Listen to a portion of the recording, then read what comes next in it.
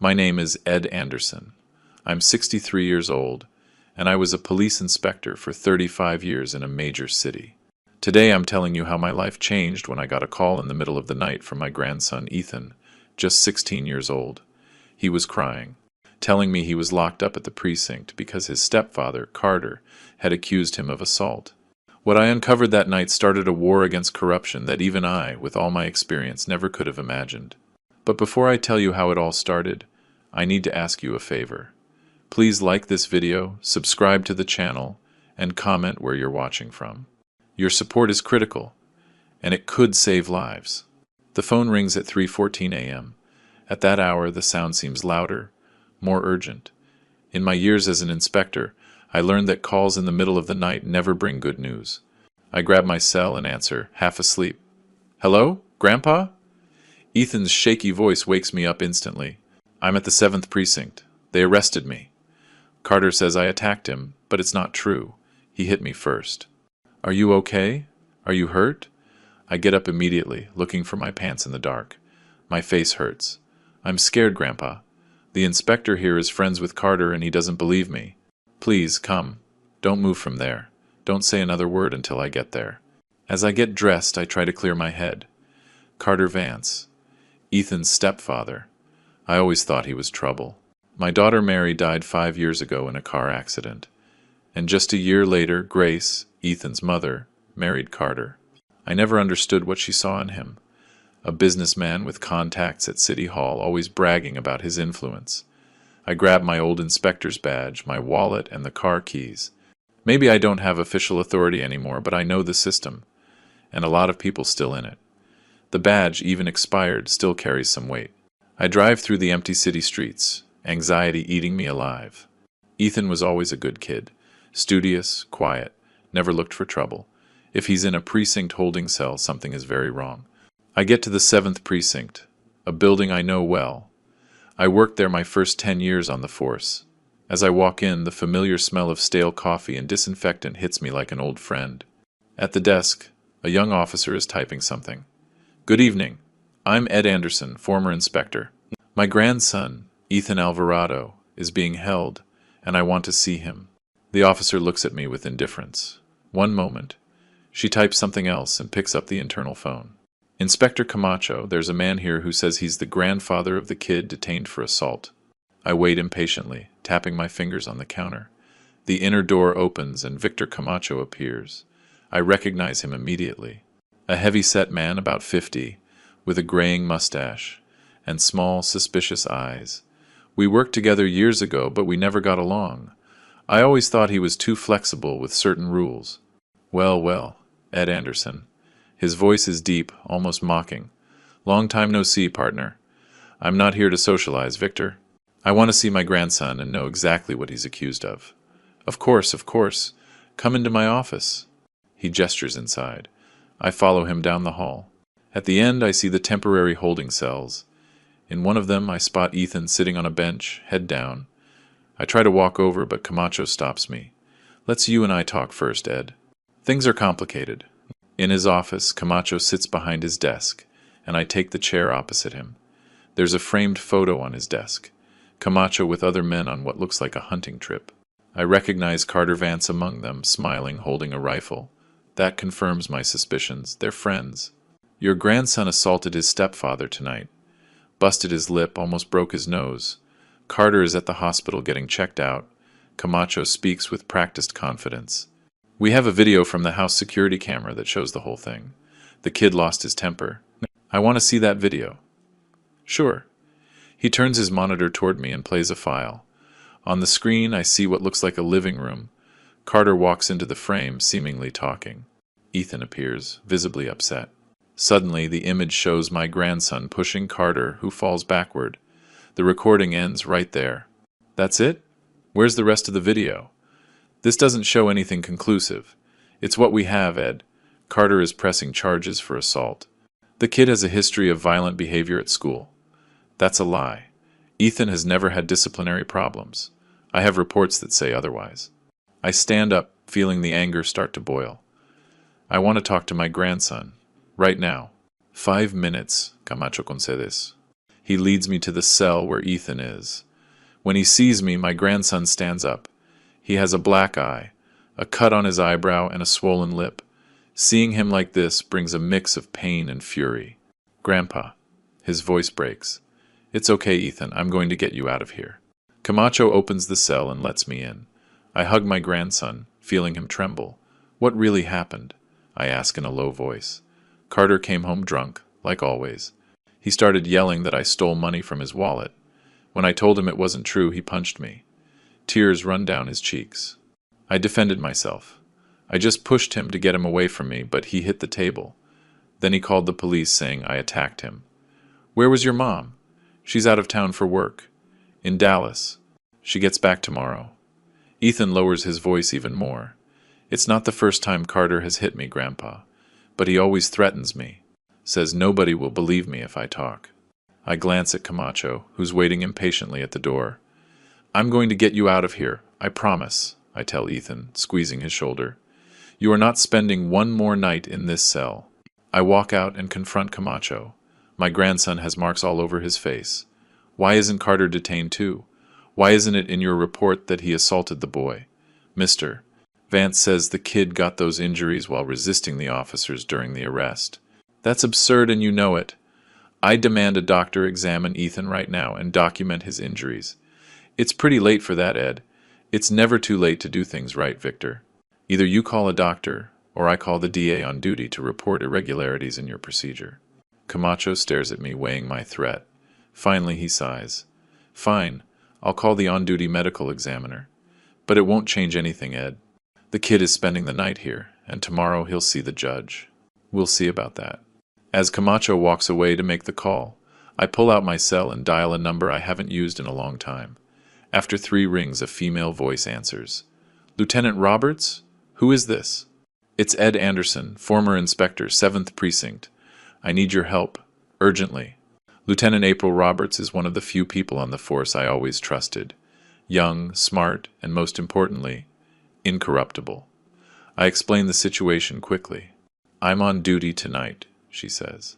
I can swing by in 20 minutes to verify the procedure. I appreciate it, April. While I wait, I watch the movement in the precinct. A couple of officers look at me curiously. They probably know who I am. In my day, I had a reputation for being inflexible, for not taking deals or favors. It earned me respect from some, and enemies from many.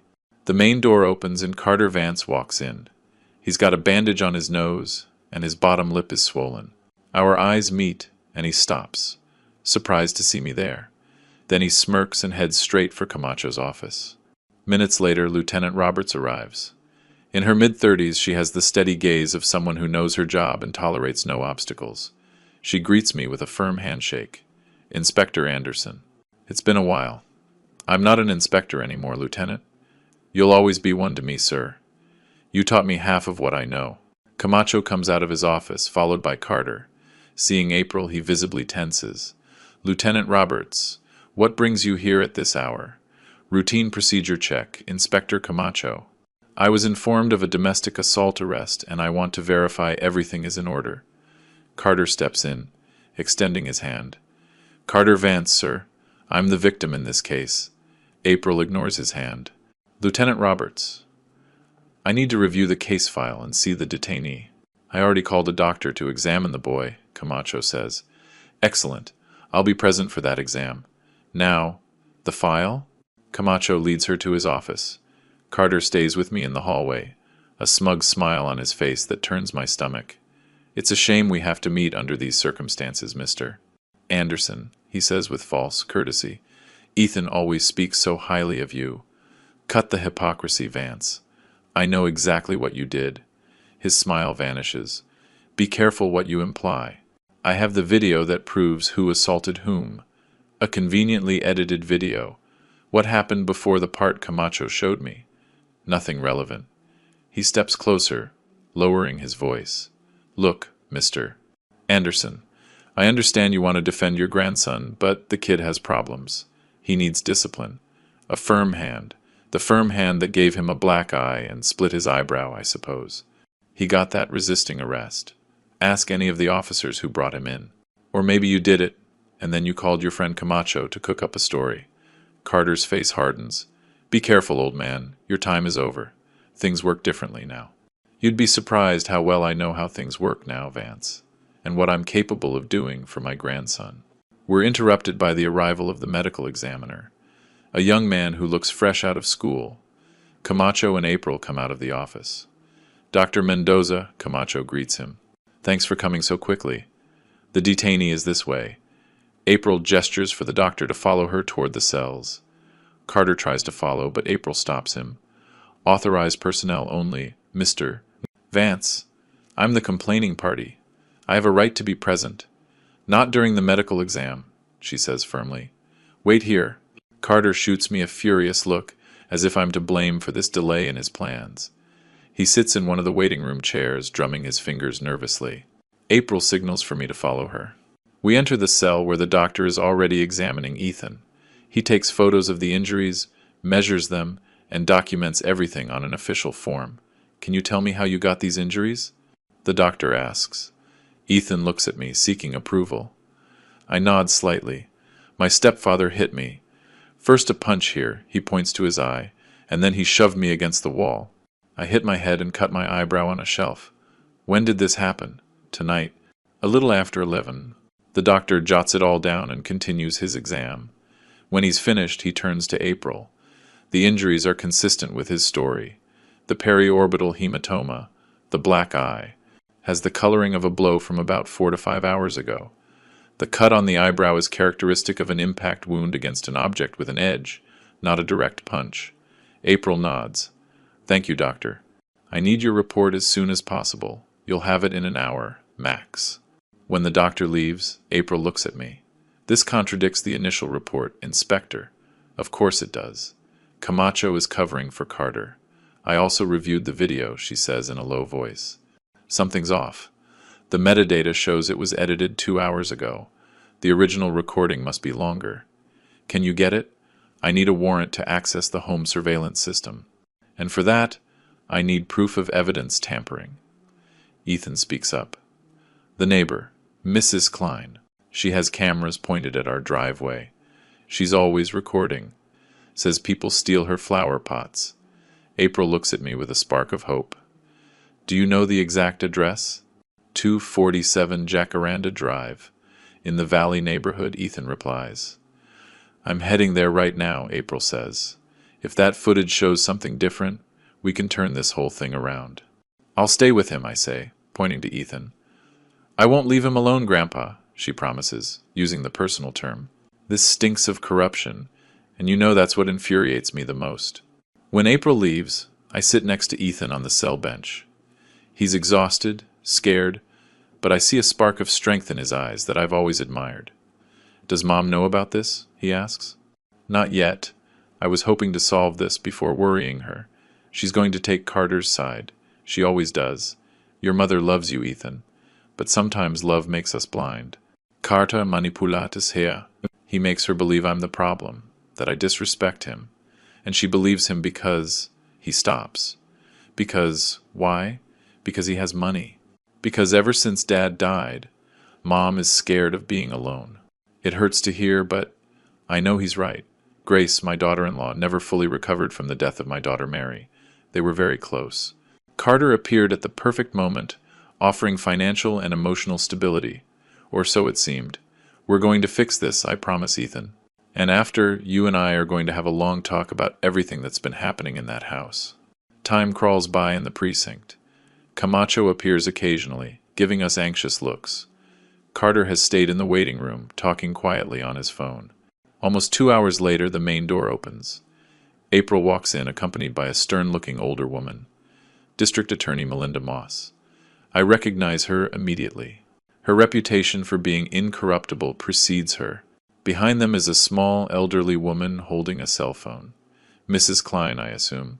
Camacho's expression turns to pure panic when he sees the DA. Carter stands up, confused by this unexpected turn. Inspector Camacho, Melinda Moss says in a firm voice. Lieutenant Roberts has informed me of possible irregularities in this case. Show me the file and the video immediately. While Camacho, visibly nervous, leads the DA to his office, April approaches our cell. We found something, she tells me quietly. Mrs. Klein had recordings from 3 days ago showing Carter shoving Ethan against the door, and better yet, she has audio of him threatening him.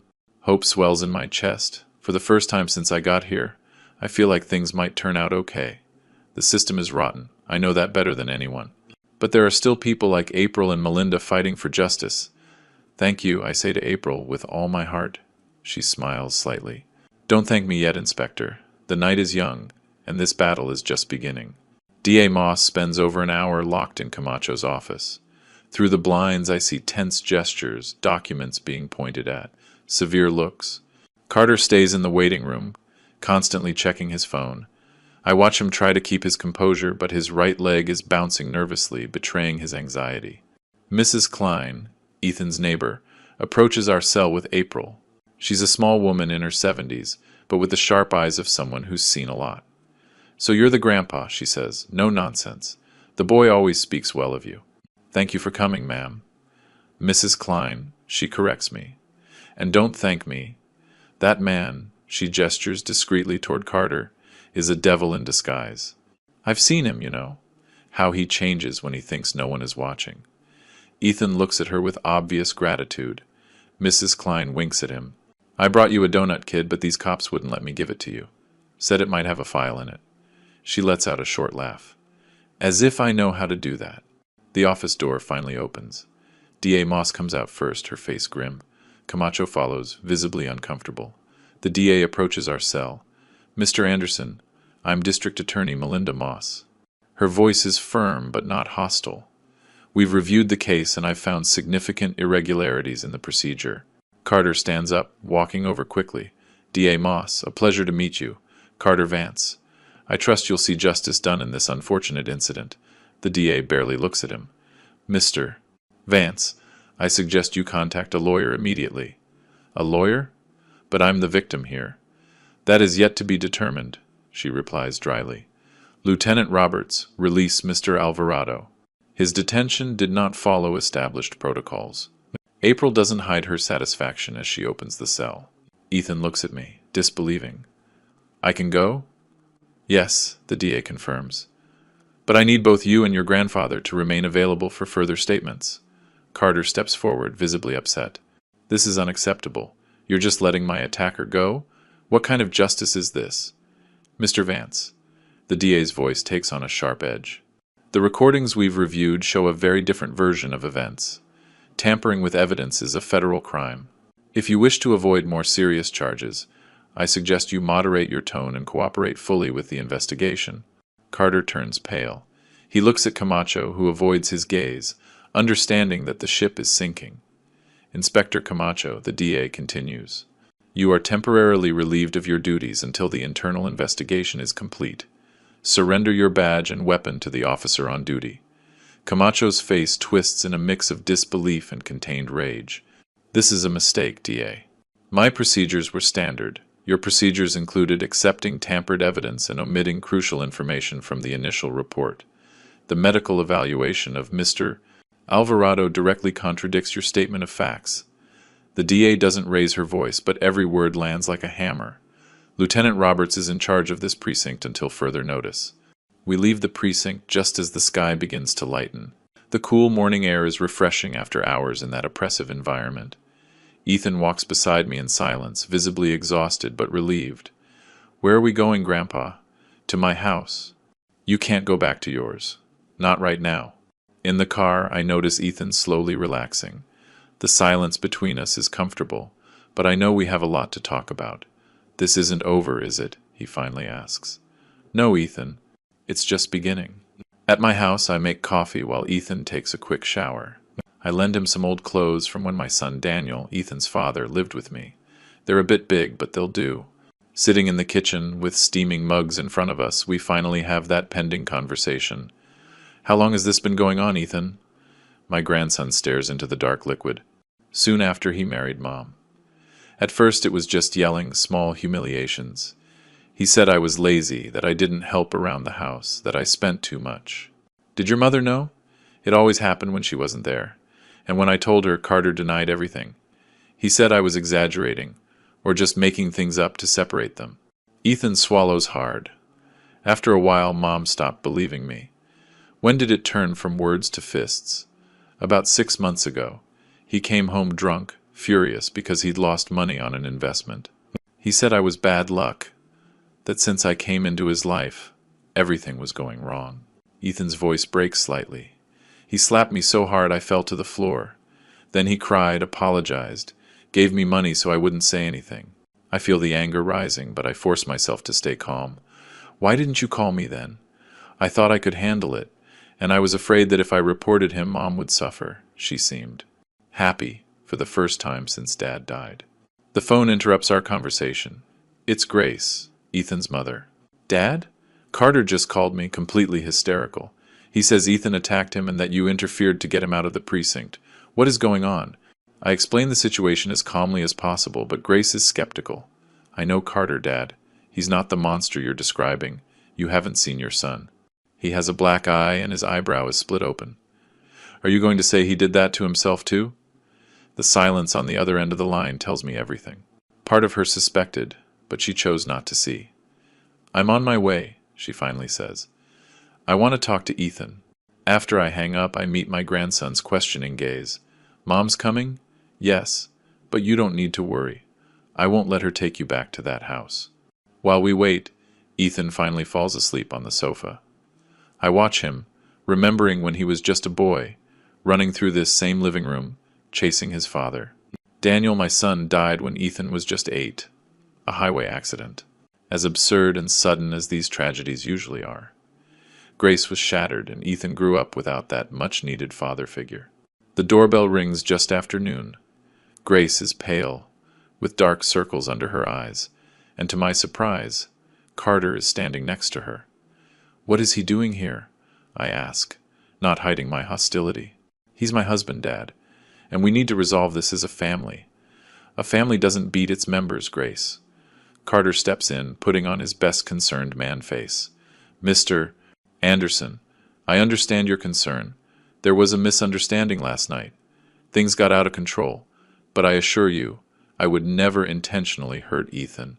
Save the act, Vance. The DA has evidence of your previous assaults. Carter pales for a moment, but recovers quickly. That meddling old woman twisted the facts. Any physical contact with Ethan has been purely disciplinary. Disciplinary? April's voice surprised us all. She's standing right inside my doorway, in uniform, her expression serious.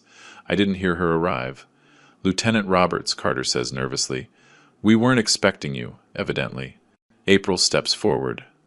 Mr. Vance, I have a warrant to seize the electronic devices from your home, including the video surveillance system. We need to recover the original recordings. This is an invasion of privacy, Carter protests. On what authority? On the authority of this warrant, signed by Judge Miranda Espinoza. April shows him the document.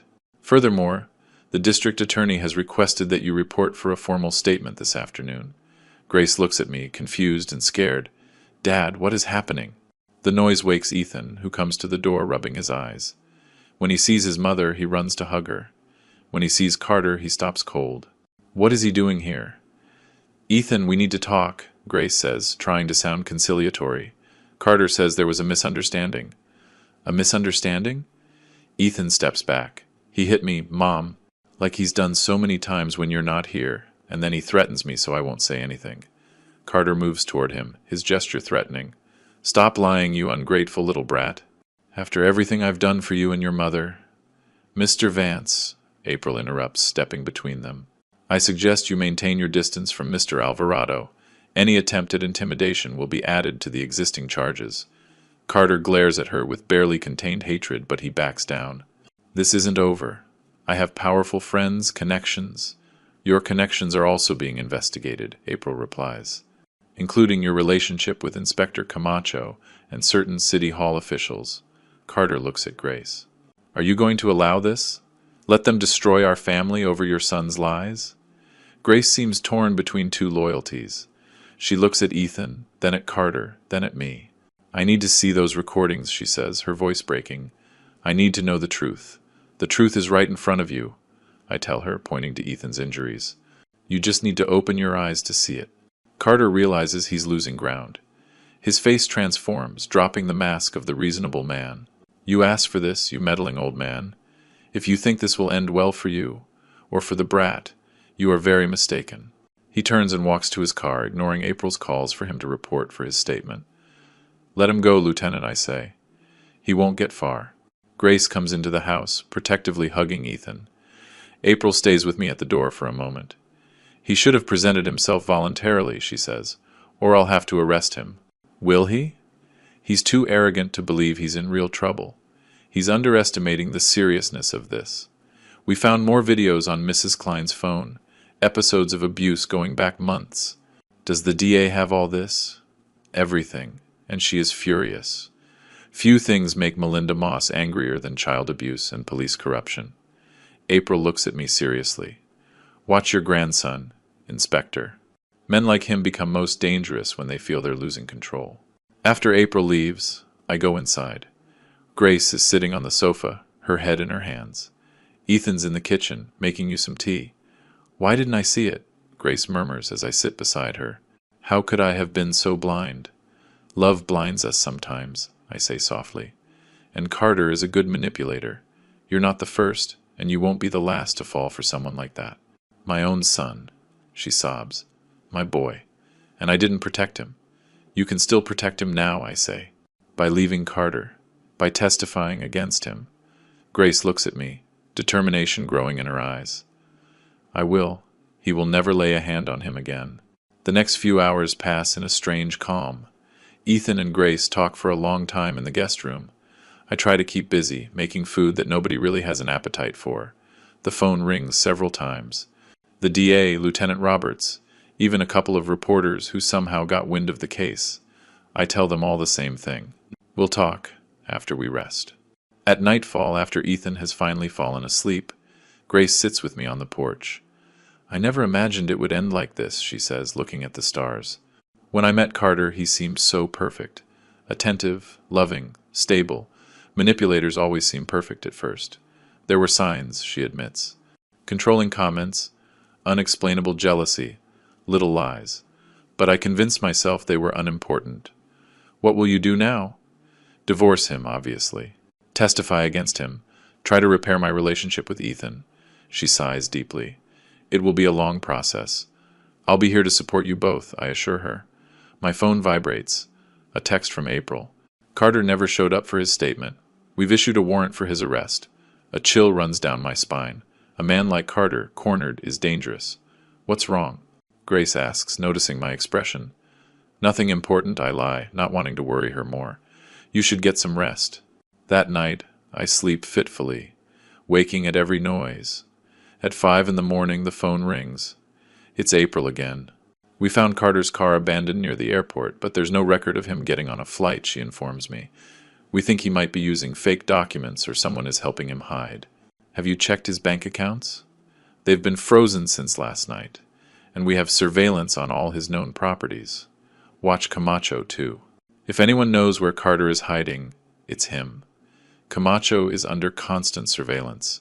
I hang up and stare out the window. The dawn light begins to illuminate the empty street. Everything seems quiet, but I can't shake the feeling that this calm is just the prelude to something worse. 2 days pass with no news of Carter. Ethan starts to relax, even smiling occasionally. Grace files for divorce and files a formal complaint for domestic violence. DA Moss informs me that the investigation has widened.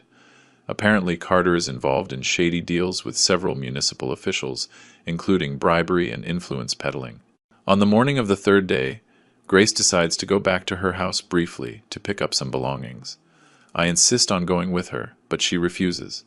The police have had the house under surveillance all night, she says. Carter isn't there. Besides, I'll go with an officer. I'll be fine.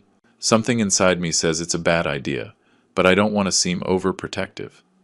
Grace already feels guilty enough. Call me when you get there, and before you leave, I tell her. I promise. Ethan and I stay home, playing chess to distract ourselves. He's good at the game, calculating and patient. He reminds me of his father. The phone rings and I answer, expecting to hear Grace. Instead, it's Carter. Listen to me carefully, old man. His voice is agitated, frantic. Your daughter-in-law is with me. If you want to see her again, bring Ethan to the abandoned warehouse at 54 Industrial Avenue. 1 hour. Just you two. If I see a single cop, Grace will pay. Carter, don't be a fool. 1 hour, he shouts and hangs up. I look at Ethan, who has grasped the gravity of the situation from my expression. I can't tell him the truth, but I can't lie either. What's wrong, Grandpa? Is it Mom? Your mother is fine, I say, trying to sound convincing. But I need you to stay here while I go take care of something important. It's Carter, isn't it? Ethan's intuition surprises me. What has he done? At that moment, my phone rings again. It's April. Inspector, we have a situation. Grace never made it to her house. The officer who was supposed to escort her was found unconscious in his patrol car. Carter has her, I say directly. He just called me. He wants me to bring Ethan to a warehouse on Industrial Avenue in 1 hour, or he'll hurt Grace. Don't go alone, Inspector. It's a trap. I know. But I can't risk my daughter-in-law's life. Get me the exact address. I'll send undercover units. I give her the details and hang up. Ethan stares at me. I'm going with you, he says firmly. No way. It's too dangerous. It's my mother, Grandpa. And this is my fault. It's not your fault, Ethan. None of this is your fault. If you don't take me, I'll go on my own. His determination is absolute. I look at him, weighing the situation. If I leave him here, he'll probably try to follow me, putting himself in more danger. If I take him, at least I can try to protect him. All right, I finally give in. But you will do exactly what I say. No questions. Understood? He nods gravely. Understood. As we prepare to leave, I can't help but think we're walking into the darkest part of this story. But I also know that sometimes you have to face the darkness before the light can finally come. The drive to the warehouse feels eternal. I drive in silence, Ethan beside me. His hands are shaking slightly, but his gaze reflects a determination that reminds me of his father. Before leaving, I tucked my old service pistol into the back of my waistband. I hoped I'd never have to use it again. But life has cruel ways of changing our plans. Do you have a plan? Ethan asks, breaking the silence. Lieutenant Roberts is sending undercover units. We won't be alone. What if they're late? What if Carter sees the cops and hurts Mom? I don't have a comforting answer, so I give him the truth. We'll do everything possible to make sure that doesn't happen. My phone vibrates with a text from April. Teams in position in 15 minutes. Wait before you go in. But we don't have 15 minutes. As we get to Industrial Avenue, I see the abandoned warehouse at the end of the street. It's a decrepit red brick building, with broken windows and graffiti covering its walls. A perfect place for an ambush. I park a block away, scanning the surroundings. No other vehicles are visible, but I spot a black sedan with tinted windows near the side entrance. Must be Carter's car. Stay here, I tell Ethan. I'm going to check it out first. Grandpa, he said we both had to go. I know, but I'm not putting you in danger. I'm already in danger, he replies, with a maturity that surprises me. And so is Mom. You can't protect us both by staying here. You're right, it pains me to admit it. But before I can respond, my phone rings again. It's Carter. I see you've arrived. Get in here now, or your daughter-in-law pays. We're coming, Carter. Don't do anything stupid. You have 2 minutes. I look at Ethan, feeling the weight of responsibility crushing me. Stay behind me at all times. Understood? He nods gravely.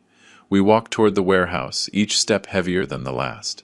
The main door is ajar, creaking ominously as I push it open.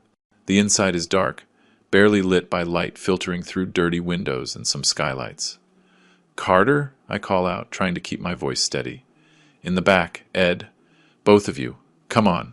We move forward between boxes and abandoned machinery. The place smells like damp and rust. When we reach a larger open space, I see them.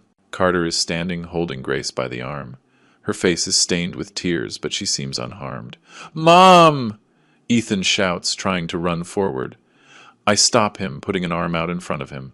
Easy, I whisper. Then, to Carter. We're here. Let my daughter-in-law go. Carter lets out a bitter laugh. You think it's that simple, old man? You ruined my life, my reputation, my business. Everything is in jeopardy because of you. You did this to yourself, I reply. No one forced you to hit a child. The brat needed discipline. Carter tightens his grip on Grace's arm, making her wince. And you meddling old fool, had no right to interfere in my family. Let me go, Carter, Grace says, her voice trembling. Please, this is only making things worse. Shut up, he yells, shaking her. You betrayed me too. After everything I did for you and your ungrateful son. I scan the situation, weighing my options. Carter seems more and more unstable. His eyes have the feverish glint of a cornered animal. I don't see a weapon, but that doesn't mean he doesn't have one. What do you want, Carter? I ask, trying to buy time. I need April's units to arrive. I want my life back, he answers, his voice cracking slightly. I want all the charges dropped. I want the DA to stop the investigation into my business. And I want this brat, he points at Ethan, to take back all his lies. They're not lies, Ethan says with surprising calm. And you're right about one thing. You ruined your own life. Every time you hit me, every time you threatened me, every time you manipulated my mother, you dug your own grave. Carter lets go of Grace and lunges toward Ethan. It's the moment I was waiting for. I move quickly, putting myself between them. Don't you dare touch him. Or what, old man? What are you going to do? Carter shoves me, underestimating my strength. I don't budge. Get away from my family, I warn him, feeling the pistol press against my lower back. Carter smiles, a smile that doesn't reach his eyes. Your family? How touching. The old cop protecting his own. He turns as if to walk away, but suddenly spins and throws a punch that I barely manage to dodge. The sudden movement makes me stumble back, giving Carter time to pull something from his waistband. A revolver. He points it directly at me. Now we're going to talk seriously, he says with a chilling calm. You and I know how this works, Ed. Men like us understand the language of power. Put the gun down, Carter. The police are on their way. Of course they are. I was expecting them. He smiles again. But by the time they get here, we'll have already settled our business. Grace takes advantage of the distraction to move to Ethan, hugging him protectively. Carter looks at them with contempt. Look at the happy family. How sweet. Carter, I try to reason with him. You can still get out of this. Put the gun down. Surrender. Cooperate with the DA. Maybe they'll make a deal. A deal? He laughs. No, Ed. Men like me don't make deals. We either win or... He leaves the sentence hanging. But his look says it all. I hear a faint noise behind me. Someone has entered the warehouse. I keep my expression neutral, not wanting to alert Carter. Why don't we let Grace and Ethan leave? I propose. This is between you and me. No, Carter replies, waving the gun. They're part of this. They're my insurance. The noise becomes more obvious. Carter tenses, looking into the shadows behind me. Who's there? He yells. Show yourself or I shoot! I take advantage of his momentary distraction to move closer to Grace and Ethan, positioning myself in front of them. If Carter shoots, he'll have to go through me first. Police! April's voice echoes in the warehouse. Drop the weapon, Mr. Vance! Carter seems surprised, but not scared. Lieutenant Roberts! How predictable! Did you come alone or bring backup? You're surrounded, Vance. There's no way out. There are always ways out, Lieutenant. Carter adjusts his stance, steadying his grip on the revolver. You just need the right incentive. I glance into the shadows, trying to locate April. I see her partially hidden behind a column, her weapon aimed at Carter. Let them go, Carter, she says firmly. More units are arriving. In minutes, this place will be full of officers. Then we don't have much time, Carter replies. He suddenly points the gun at Ethan.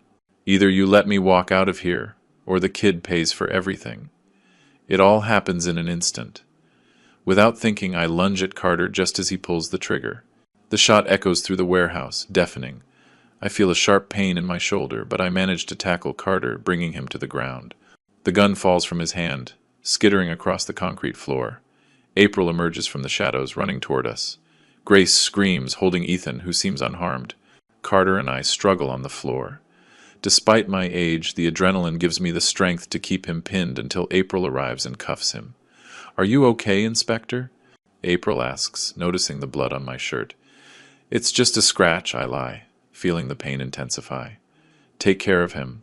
More officers flood into the warehouse, securing the place. One of them comes to me with a first aid kit, while Carter is pulled to his feet and led away, screaming threats and insults. This isn't over, he yells. I have powerful friends. I'll get revenge on all of you. Grace and Ethan rush over, worried about my wound. Grandpa, you're bleeding. A lot, Ethan says, his eyes full of tears. I've had worse, I try to reassure him, though the pain is considerable. An ambulance is on the way, April informs me. Hang on, Inspector. As the paramedic puts pressure on the wound, I look at my family. Despite the terror they just went through, I see relief on their faces. Carter can't hurt them anymore. In the ambulance, with Grace and Ethan by my side, I feel a strange sense of peace. The wound hurts, but it's a reminder that I'm alive, that we all survived this nightmare. Thank you, Dad, Grace whispers, squeezing my hand, for saving us. I always will, I reply, feeling the sedative they gave me start to kick in. I'll always be there for you. The days in the hospital pass slowly. The bullet grazed the bone in my shoulder, but did no serious damage. The doctors say I'll have full mobility after a few weeks of therapy. April visits me regularly, keeping me updated on the case. Carter is facing multiple charges: kidnapping, aggravated assault, child abuse, attempted homicide, obstruction of justice. The list is long. Camacho has also been formally charged with cover-up and evidence tampering. DA Moss has widened the investigation, uncovering a corruption network involving several city officials. One afternoon, while Ethan is helping me with the hospital food, I notice he's unusually thoughtful. "What's on your mind, son?" I was thinking. About everything that happened, about how one man can cause so much harm. Some men confuse power with the right to abuse others, I tell him. It's a hard lesson, but an important one. I think I want to study law, he says suddenly. I want to help people like us, people facing injustice. I smile, feeling an immense sense of pride. You'll be an excellent lawyer, Ethan. It's all thanks to you, Grandpa. His eyes get misty. If I hadn't had the courage to call you that night. But you did, I interrupt. And that shows the kind of man you are. The door opens and D.A. Moss walks in. It's the first time I've seen her since that night at the precinct. She looks tired but satisfied. Inspector Anderson. I'm glad to see you recovering, D.A. Moss. What a surprise. I came to inform you personally. The judge has denied bail for Carter Vance. He will remain in custody until the trial. And Camacho, I ask? Also in custody. He's cooperating, providing information on the entire corruption network. The DA looks at Ethan. Your testimony will be crucial, young man. Do you think you can do it? Ethan nods firmly. I'm ready. Good. Because what you've been through, unfortunately, is not an isolated case. The DA sits on the edge of my bed. We're implementing a new protocol in the Justice Department, precisely to prevent the manipulation of digital evidence in domestic violence cases. A new protocol? I ask, intrigued. Yes. She actually smiles slightly. We're calling it the Anderson Protocol in honor of you and your grandson. The news leaves me speechless. Ethan looks at me with shining eyes. Did you hear that, Grandpa? Your name is going to be part of the justice system. Our name. I correct him. This victory belongs to both of us. The DA gets up to leave. We'll need you both at the courthouse next week. Lieutenant Roberts will come pick you up. We'll be there, Ethan promises. When the DA leaves, Grace comes in with coffee and pastries from the hospital cafeteria. She's gotten some color back in her cheeks, though she still looks exhausted. Good news?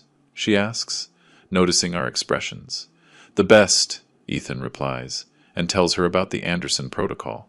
Grace looks at me with a mix of gratitude and regret. Dad, I can never thank you enough, if you hadn't been there for us. But I was, I say simply, and I always will be. That night, after Grace and Ethan have left, I'm alone in the hospital room, reflecting. I think about the terror of that late-night call, the frustration with Camacho, the pain of the gunshot. But I also think about my grandson's courage, April's tenacity, and D.A. Moss's integrity. The system isn't perfect. It's full of Camachos and Carters, people who abuse their power. But there are also those who fight for justice, who refuse to look the other way. My phone vibrates on the nightstand. A text from April. Case officially closed. The trial will be quick with all the evidence we have. Get some rest, Inspector. You've earned it. I smile in the dim light of the room. Maybe my career as a cop ended years ago, but I never stopped fighting for what's right. And now, that fight has taken on new meaning through Ethan. I close my eyes, feeling a true sense of peace for the first time in days. The pain in my shoulder is a small price to pay for my family's safety, and knowing our experience will help protect others fills me with a quiet pride. Tomorrow, I'll be discharged. Tomorrow, the real healing begins. Not just my physical wound, but the invisible wounds Carter left on Ethan and Grace. It will be a long road, but we'll walk it together, as a family. And as I drift off to sleep, I think about all those people suffering in silence, trapped in cycles of abuse and fear. Maybe our story, when it gets out, will give them the courage to make that desperate call in the middle of the night, to ask for help, to break the silence. Because sometimes, all it takes is the courage to dial a number and say, "I'm scared. Please, help me." The courthouse hallways are crowded, but I walk with determination, leaning on a cane the doctors insisted I use for at least another month. The wound in my shoulder has healed well, though it still aches when the weather changes. Ethan walks beside me, tall and calm. In these past few weeks, he's matured so much that I sometimes hardly recognize the scared teenager who called me that night. Today is sentencing day. After a trial that lasted 3 weeks, the judge will announce the fate of Carter Vance and Victor Camacho. The evidence presented by the prosecution was overwhelming. The recovered videos, Mrs. Klein's recordings, Ethan's brave testimony, and the medical reports documenting the pattern of abuse. Nervous? I ask my grandson as we wait outside the courtroom. A little, he admits. Do you think he'll really pay for what he did? Damos did an exceptional job. And your testimony was flawless, Ethan. Firm, clear, without contradictions. Grace joins us wearing a formal suit. She's changed in these weeks, slowly getting back the strength she lost during her marriage to Carter. The divorce is moving forward, and she's started therapy to work through the guilt that still haunts her. The courtroom is packed, she informs us. There are several reporters. This case has gotten a lot of attention. It's true. What started as a domestic violence case turned into a wider investigation of municipal corruption. Several officials have already been indicted. The courtroom doors open and we go in. We sit in the front row, behind the prosecution's table. April Roberts is already there, reviewing documents. She nods at us. On the other side, Carter's and Camacho's lawyers are talking quietly. Their clients haven't been brought in yet. All rise, the bailiff announces as Judge Reynolds enters. He's a man in his 60 seconds, known for his fairness. You may be seated. Bring in the accused. Carter and Camacho are escorted in by guards, both wearing orange prison jumpsuits.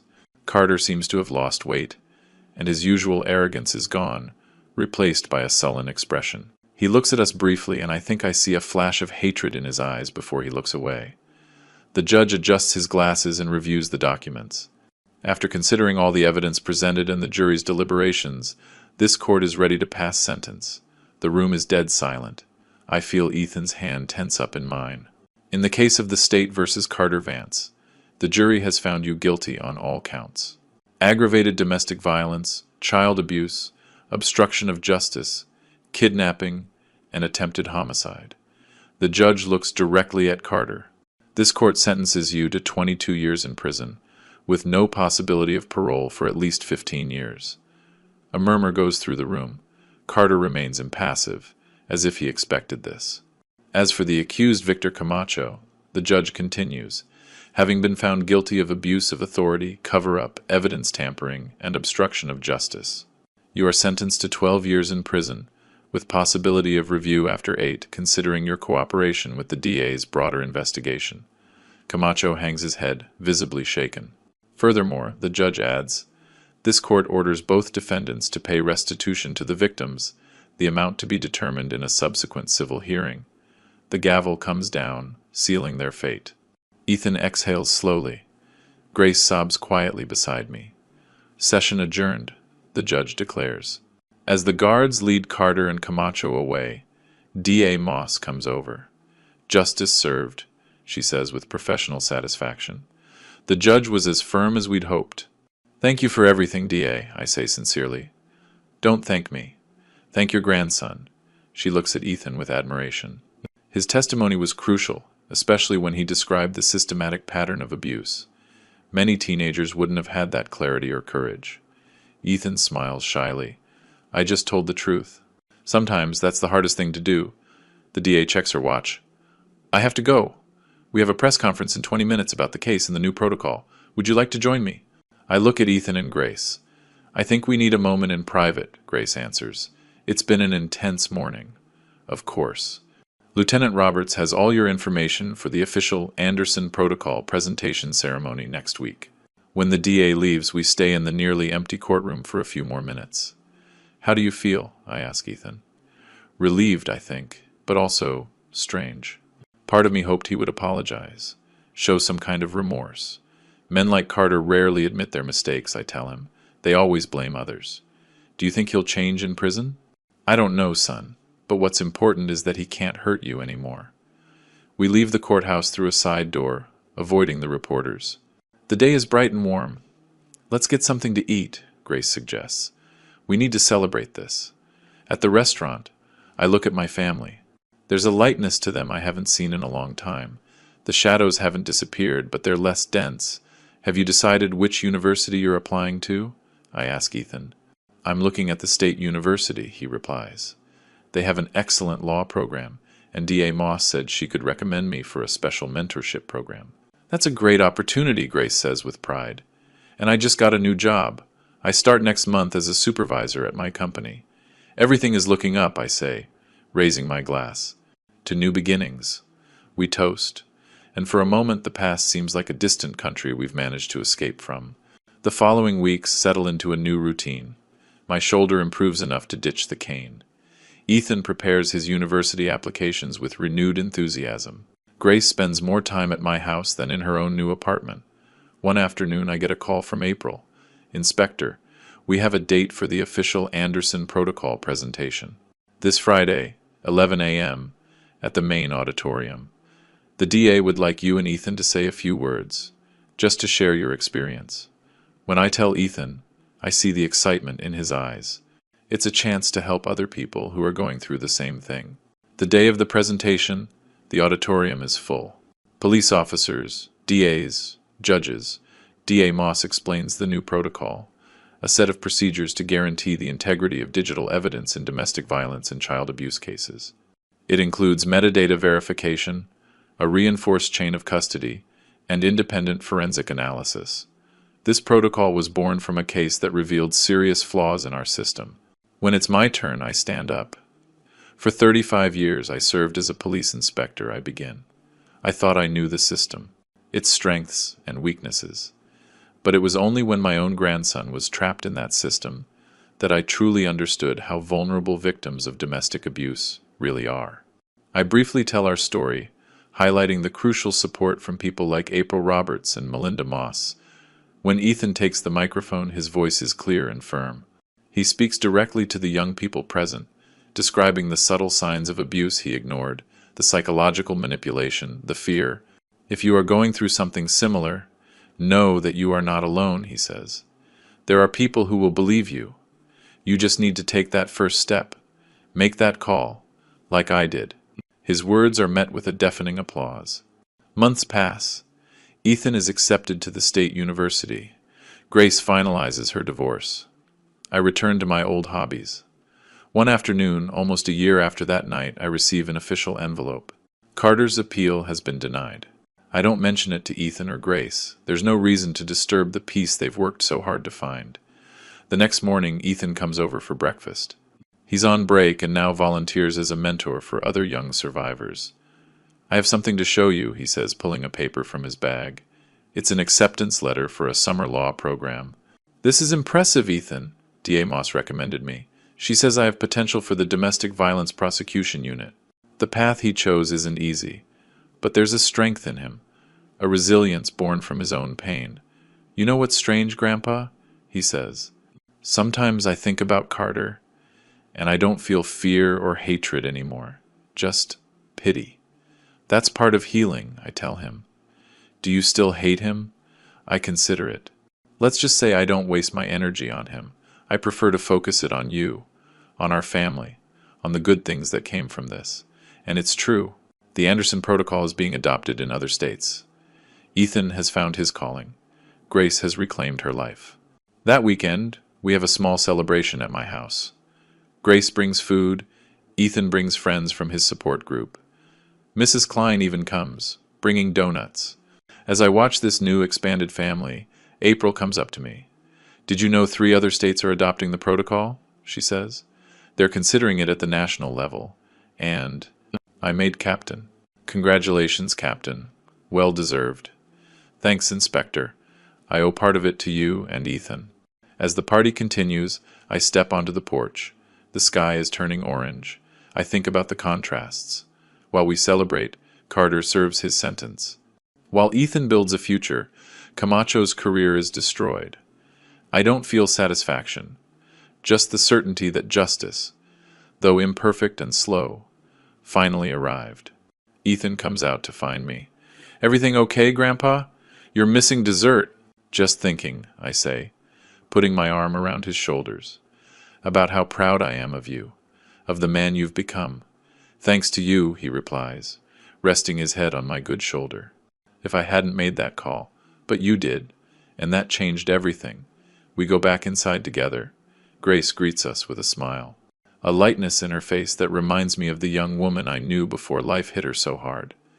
As we eat dessert, I think about all those phones ringing in the dead of night, about the trembling voices asking for help.